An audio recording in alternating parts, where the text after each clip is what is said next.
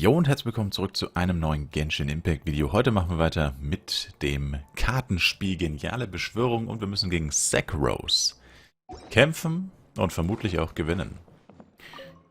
Yes. Ready for our duel? Yes. All right. Let the Alright. Wir haben die gleichen Figuren. Saccharose selbst spielt mit.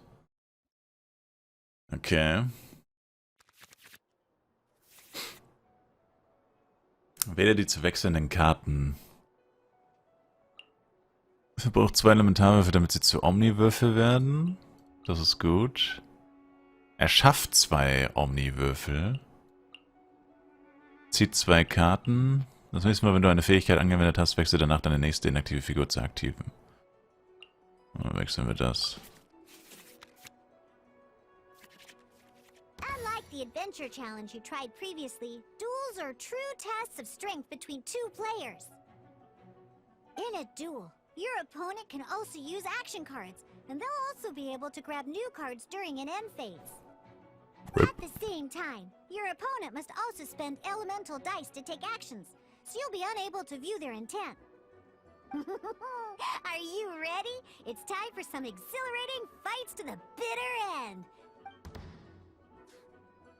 Wähle deine Startfigur. Nehmen wir Diluc. Let's go. Ach ja, jetzt kommen wir erstmal Würfelphase.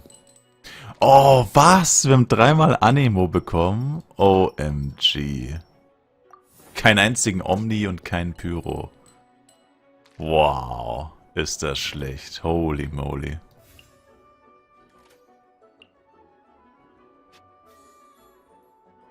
Ja, dann nehmen wir den doch. Das ist ein Einhänder, oder? Jupp, was ist das? Beim nächsten Wechsel deiner Figur, und dieser Wechsel geht nicht als Kampfaktion, sondern als schnelle Aktion. Also kann ich einfach wechseln, bedeutet das das? Hm.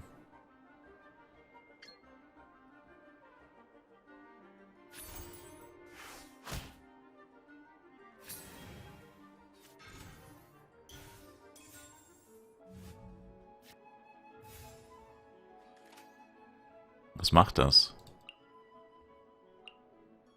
Beim Anwenden der Fähigkeit oder Anlegen vom Talent durch die Figur verbrauche einen... Das ist ja nicht der Effekt davon, oder? Check ich nicht. Hm.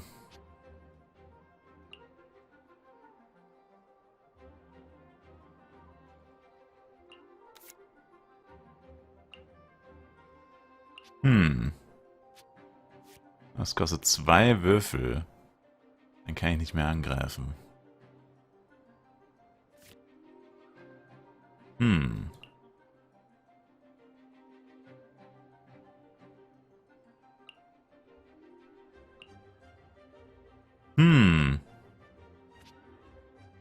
Tja.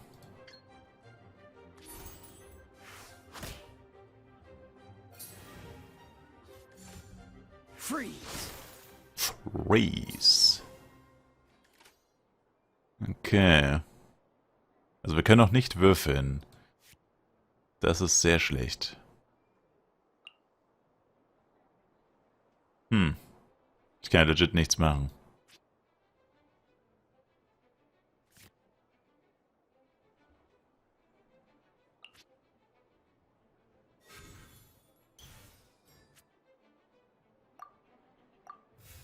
Ja, dass man nur alle 3 Runden würfelt, das ist irgendwie, ich weiß auch nicht.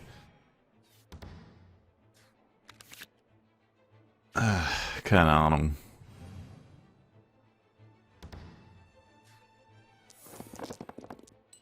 Junge, wie kann man so viel Pech haben? Gut, immerhin 3 Omni-Würfel. Kein Pyro. Das ist so ein Joke, Alter. Das ist wirklich ein Joke.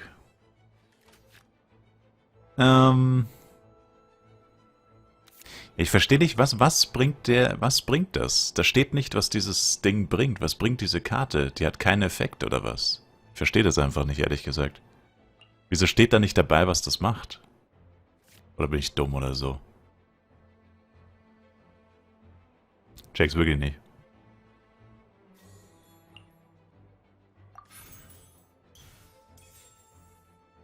Aber gut.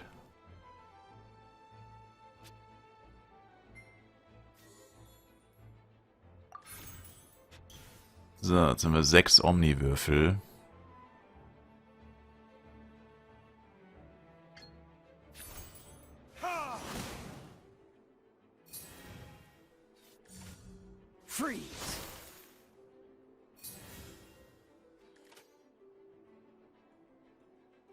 Ach, jetzt checke ich, was die 3 bedeutet. Das sind die 3 Aufladungen, die man braucht.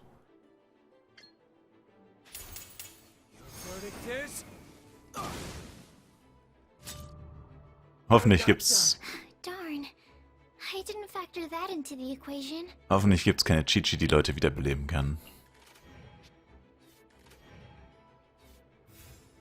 Ich meine, jetzt haben wir beide keine Würfel. Sie hat gerade nichts gemacht, oder? Und ich habe nicht. Und ich kann nichts mehr machen. Was ist der Sinn von dieser dritten Runde? Hä? Also jetzt hat man einfach keine Würfel mehr und macht einfach gar nichts. Was ist das? Also, ich habe Hearthstone gespielt, muss ich sagen. Und eigentlich so ziemlich jedes andere Kartengame, das ich jemals gespielt habe, war vom reinen Prinzip her irgendwie besser. Also auch das Würfeln ist halt so kacke einfach. Ich meine, ich will meine Pyro-Figur spielen und krieg 4-mal Animo. Ich meine, what the hell ist das? Also, keine Ahnung. AOE.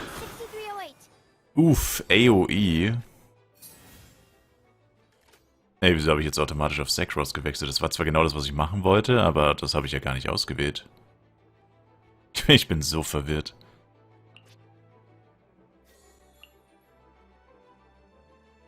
Ey, wieso kann ich nicht die beiden nehmen? Ach, was das gleiche Element sein muss. Was ist das? Oh. Was? Wird eine Figur in dieser Runde ausgeschachtet, diese Karte auszuspielen, schafft einen Omniwürfel. Ausgeschaltet. Ja, wird halt nicht passieren.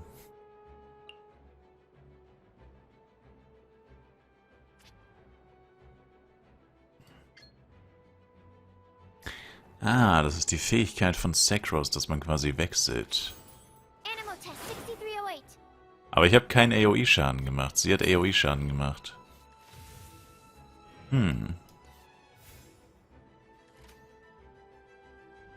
Interesting.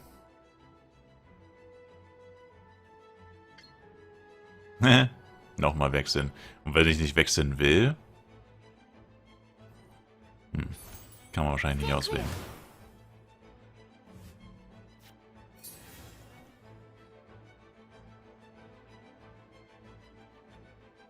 Dann kann er wahrscheinlich nichts machen.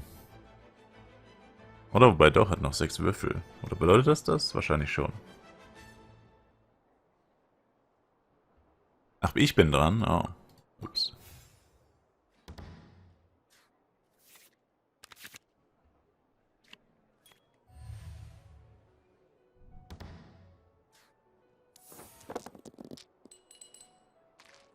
Okay. Ich behalte mal Pyro, falls er mich zum Wechseln zwingt. Uff.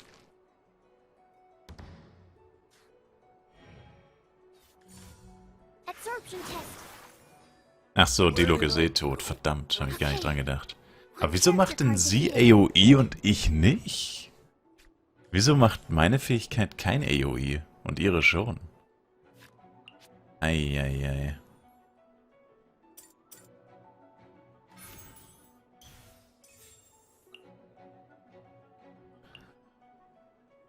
Echo des Eisbrechers. Ich wüsste echt gern, was das macht. Ich weiß auch nicht, wie man das rausfinden soll. Keine Ahnung.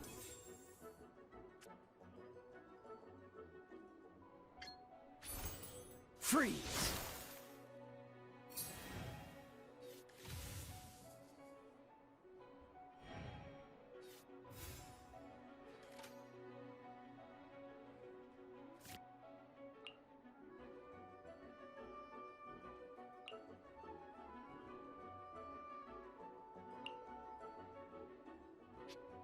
Tja. Kann man wohl nichts machen.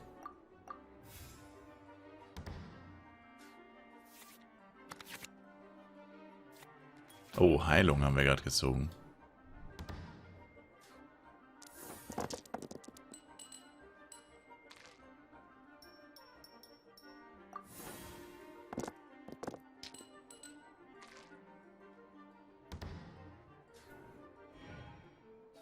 According to the rules, it costs dice Das One-Shottet and sie mich energy to wahrscheinlich einfach. unleash an elemental burst. Enhanced Animal Module 75. Ja, das hat ja gar keinen Schaden gemacht. Nach Auslösen der Reaktion Verwüllung der Figuren beschwören, verwandelt sich der Elementartyp und Schaden dieser Karte dämpfen den Betroffenen. Okay. Das hört sich nicht gut an. Aber Voraussetzungen nicht erfüllt. Freeze. Need to make. Oh, I wasn't expecting that. Mein Gegner ist am Zug. Hä? Ach, wird eine meiner Figuren in dieser Runde ausgeschaltet. Oh. Ups.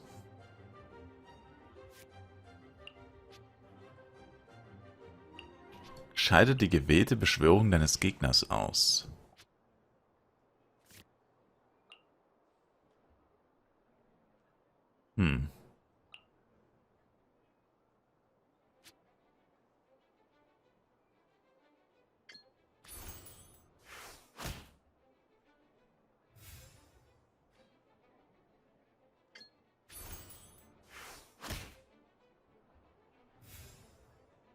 Wieso bin ich die ganze Zeit am Zug?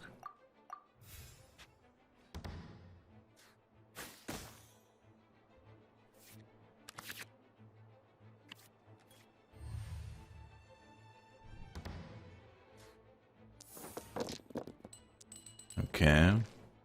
Sehr schlecht.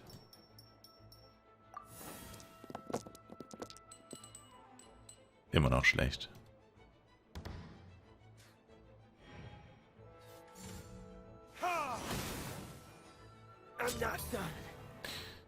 Uff. Ja, wer soll denn sonst meine aktive Figur sein, wenn das die letzte Figur ist, die ich habe? WTF.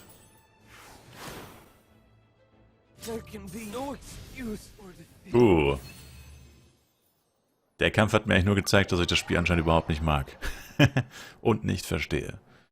Ich check halt einfach nicht bei diesen Artefakten. Was machen die? Wo steht das? Nirgendwo steht, was das macht.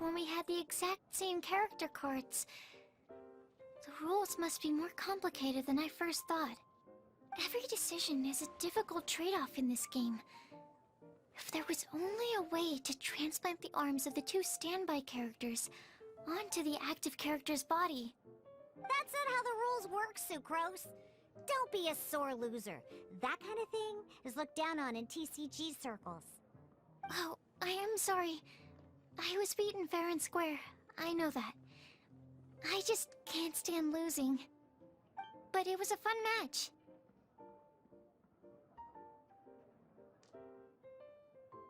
Gut gekämpft. Paimon didn't know you could get so competitive, Sucrose. I always get a little upset when I lose. It's like that with my research, too. It always gets to me when my experiments don't go as planned. Especially when there's an alchemy genius like Albedo around to compare myself to. You lost me at alchemy and experiments. But I'm pretty sure it's normal to feel that way. Playing cards is no different. Each game you lose makes you want to win the next one to settle the score. And the desire to win pushes you to improve your strategy and build a better deck. Seizing victory through a winning combination of luck, skill, and experience is where all the fun of Genius Invocation lies. But what if you keep trying and never win a single game? A losing streak, yeah. That'll definitely get you down.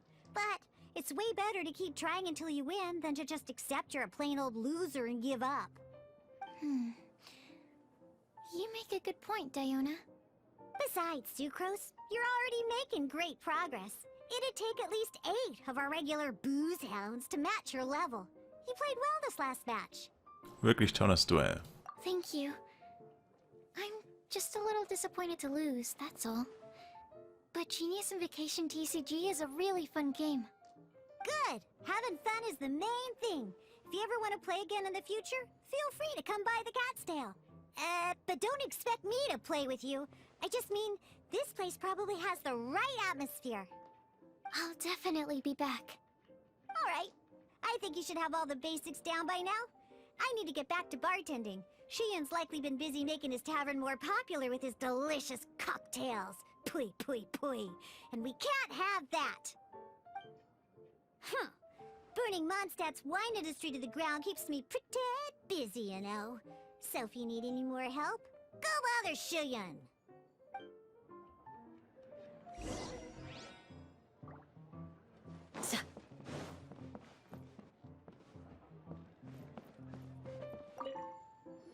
I see. So you have now grasped the rules of Genius Invocation TCG. That's right! The Traveler, Sucrose, and Paimon are TCG players now! Hat Paimon auch mit Karten gespielt?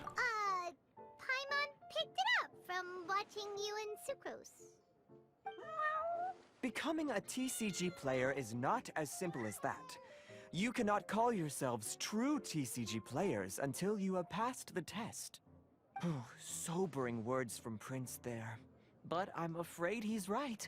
To become official players recognized by the Genius Invocation TCG Society, you have to pass the test. Müssen wir einen Saccharose mit Karten versiegeln? It's just a tabletop card game. I'm not sure how you would plan on achieving something like that. Basically, to become an official and recognized TCG player, you have to best 3 opponents in a duel. So, you have to win 3 duels against 3 different opponents? The duel you just played can count towards this tally. I agree. Although I didn't get to observe the match myself, I did listen along, and from what I could hear, you both performed at a rather high level. Same way you can hear what Prince says? A well-trained ear is a basic skill expected of anyone hoping to become a TCG master. But back to the matter at hand. The Traveler only needs to beat 2 more opponents to become an official TCG player. Sucrose, you may have lost the last duel, but don't be disheartened. I can assure you that winning 3 games is well within your ability. But first things first, Shuyen. Before that, our TCG newcomers should receive their free gift. Ah, yes, my goodness. Completely slipped my mind. I'm lucky to have Prince here to remind me. Everyone who wants to start playing Genius Invocation TCG is entitled to claim a free casket of tomes. Eine Codex-Schatulle? Oh, Timaeus mentioned it, didn't he? It was from the light novels he's been reading. The thing that the main character found in his attic. Oh, that's right! The soul of an ancient TCG player was trapped inside, right? So the casket of tomes is actually real? Well, actually, all card cases in Genius Invocation TCG are called caskets of tomes.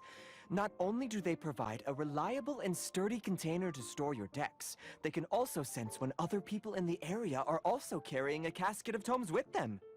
Oh, Paimon can guess what you're gonna say next. The reason they can sense each other is because they have the souls of ancient TCG players inside. That would mean an extraordinarily high number of people in history have been turned into disembodied souls as a consequence of playing card games? No. The real reason that it can sense other caskets is because it holds a nifty little mechanism invented by Sumeru scholars. Darn, what a letdown. Toll, ein Spielersuchegerät. Alright, now let's see this casket of tomes already. All caskets of tomes are issued by Margaret, so you will need to see her to claim yours. Probably for the best. If Prince and I were responsible for handing them out, knowing how eager we both are to promote the game, we'd probably have dished them all out by now. Okay, So go and see Margaret to claim your casket of tomes, use it to find another player, beat them in a duel, and then come back here. But even for the Traveler, that's only 2 wins in total. What about the last one? I shall choose the final contestant he must beat in order to become an official TCG player, for it must be one of comparable prowess. Excellent plan, Prince. Happy dueling, both of you.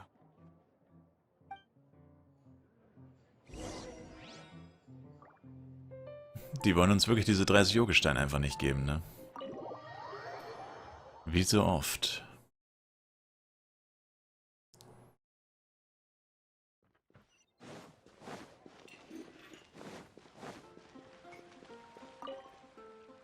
Hello, you three. Has little Diona finished teaching you the rules of genius invocation? Ah, I see you're here for your casket of tomes, aren't you? A very useful tool indeed. So this is a casket of tomes. That's right, a purpose-built case for your card deck that can even detect when someone else nearby is carrying one. Gosh, whoever invented this must have seriously disliked being alone. Yeah, well, even the most fun game is pretty lonely if you got no one else to play it with. True. So I'm glad that these customers, TCG players, are able to congregate at the Cat's Tail. Dadurch gibt es hier auch mehr Gäste. You're not wrong, but that's secondary. The important thing to me is the opportunity for like-minded people to come together and enjoy their favorite hobby. It creates a nice atmosphere. Anyway, now that you have your caskets of tomes, it's time to find some opponents. All right. In that case, I'll go find some people to play against too. Let's meet back at the Cat's Tail in a while. Traue den Karten in deiner Hand. Thanks. I'll do my best. Immer noch nicht. Das gibt's doch nicht. Codex-Schatulle. Mithilfe der Codex-Schatulle kannst du dein Deck bearbeiten, andere Codex-Statuen verfügende Leute in der Nähe als Kartenbeschwörer aufspüren, die du herausfordern kannst. Durch Öffnen der Codex-Schatulle gelangst du in das Deckmenü, in dem du das zu bearbeitende Deck auswählen und so dein Deck bearbeiten kannst. Nachdem du die Funktion zum Finden von Kartenbeschwörern ausgewählt hast, erscheint die Karte, auf der die Positionen anderer Kartenbeschwörer vermerkt sind. So siehst du auf einen Blick, wer mit dir spielen kann. Beim Starten der Suchfunktion der Codex-Schatulle wird nach Möglichkeit zuerst automatisch der dir am nächsten befindliche, von dir ungeschlagene Kartenbeschwörer als Ziel ausgewählt. Alright. Ja gut, dann würde ich trotzdem sagen, machen wir an dieser Stelle wieder Feierabend. Danke euch fürs Zuschauen, würde mich selber ein Like, Kommentar, ein Abo von euch freuen. Wir sehen uns beim nächsten Mal mit Genshin Impact. Haut rein. Ciao, ciao.